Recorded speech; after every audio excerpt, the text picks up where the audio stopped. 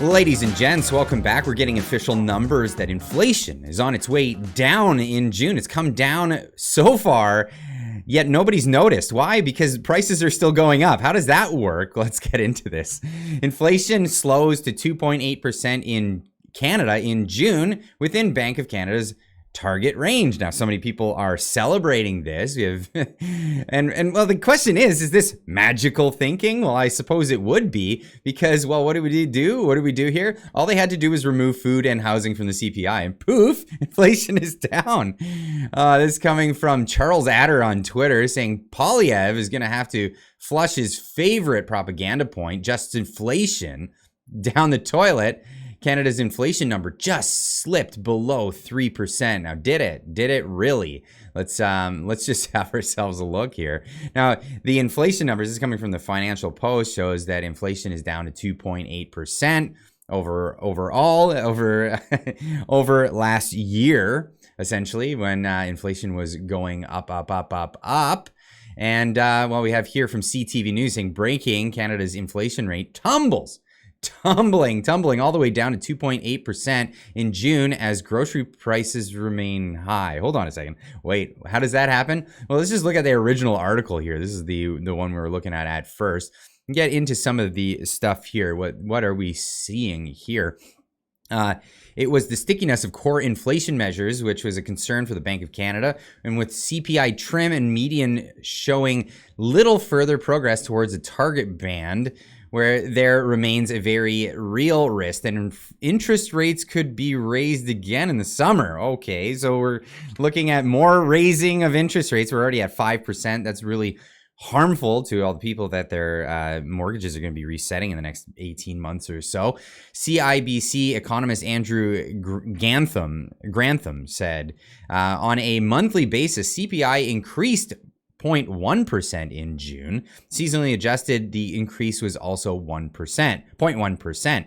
Base year effects in gasoline prices drove the slowdown. Okay, so the gasoline prices are going down. I mean, they haven't really gone down here in British Columbia. I guess they have in real terms, but then they added the carbon tax, so they remained the same. Oh, okay. Canada said the annual decrease was a result of elevated prices last year as China started to ease some of COVID-19 health restrictions. On a 1 month basis, Canadians paid 1.9% more for gas than they did in May. Okay, so it went up, but it went down. What are we saying here? Food prices continue to push stubbornly higher and remain one of the largest contributors to inflation.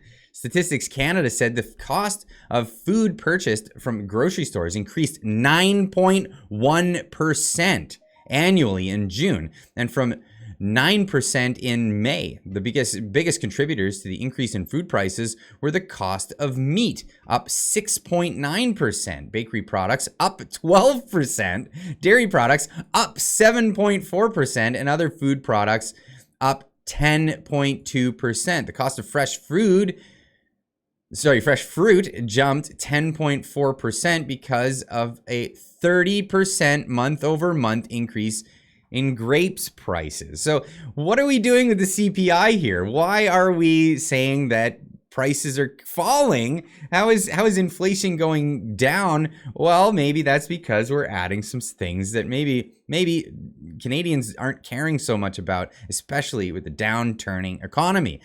But Canadians did see price relief in June, with Statistics Canada calling the deceleration fairly broad-based. Cell phone prices dropped 14.7% annually in June. So less people are buying cell phones because they're having a hard time buying food. So their prices are dropping for cell phones. Okay, is this deflationary?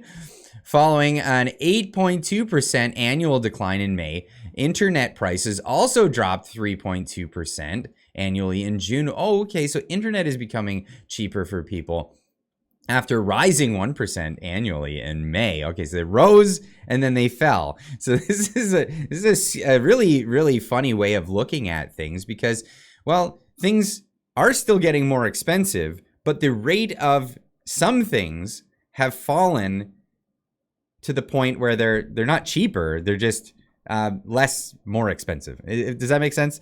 It's more expensive in Canada for some items, but not the ones you probably need the most, like food and it's just and housing. This is the main one. Now, up here we have from CP24, you have to earn $40 an hour to reasonably afford a one-bedroom apartment in Toronto, report suggests. This is just getting insane. A new report on the cost of renting in Canada paints a bleak picture of affordability in most cities in the country, including Toronto, where two full-time minimum wage workers do not earn enough to reasonably afford a one-bedroom apartment. Released by the Canada Centre for Policy Alternatives, calculated a rental wage, which is the hourly wage that would be required to afford rent while working a 40-hour work week in Toronto, or spending no more than 30% of one's gross income on housing. The rental wage was considerably higher than minimum wage in every single province. Well, that's just a given. That's absolutely a given. But hey, if you're in Toronto, you can enjoy your new neighbors, because there's a new tent city in Toronto. And this is courtesy of Harrison Faulkner, who went out and interviewed one of the refugees who's sleeping on the ground in Toronto, as they were welcomed in and surprised when they got there what the living conditions were like. Okay. And how long have you been here specifically at this location? This is a week and 1 day now. Okay, and what country do you come from? I come from Nigeria. Nigeria? Yeah. Before you came to Canada, did you know that this was going to be what was going to happen when you landed here? No, this is not what I expected. And what did you expect, if you don't mind me asking? My expectation is like when I came to Canada, I came to work and live. And I was wishing that they can, provide a shelter and give me some paper so I can, to be like others. There is some people have been here more than 2 weeks, 3 weeks. Wow, I was like, no, this is not what I was expecting. So the expectation was to come here, work, and then leave and take that money with him. Unfortunately, this is not something that's going to benefit Canada's economy. If we're going to have new people coming to our country, we want to have them keep that money here and become part of our community. But this isn't exactly what's been going on with that. Now, if we went all the way to British Columbia and see how the market's been going, well, we see here a millennial entrepreneur who raised over $1.5 million for his two small businesses says he he has to live in his parents' basement because nobody will give him a mortgage. This is the real situation in Canada. Can't get a mortgage because, well, the mortgages are too big. The mortgages are too ridiculous. And, well, interest rates going up.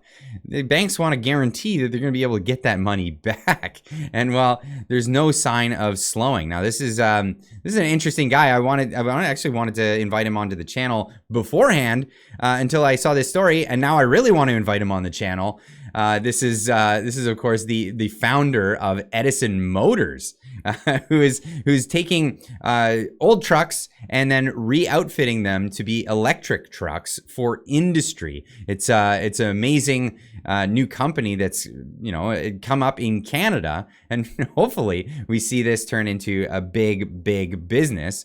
As there's a push for electric vehicles, of course, but also, let's recycle the old things that we actually still have in the industry. Currently, you see he's working on some of the off-highway industry vehicles that don't have to be on the roads. But, you can see, and I'll leave a link in the description down below. You can check out their website for yourself. I'm really interested in what he's doing there. But to see that he can't even, with this successful business that's bringing in so much capital, this is, of course, Chase Barber, 35-year-old man who can't find a bank that will give him a loan to buy his own house. So he's opted to live in his parents' basement as a bachelor and business owner in Canada. But here's how it is. Here's where we are. Inflation apparently is coming down But really, is it? Really, is it? Leave a comment in the comment section down below. Let me know what you think about inflation. Go to the grocery stores, check the prices that you're paying for your food.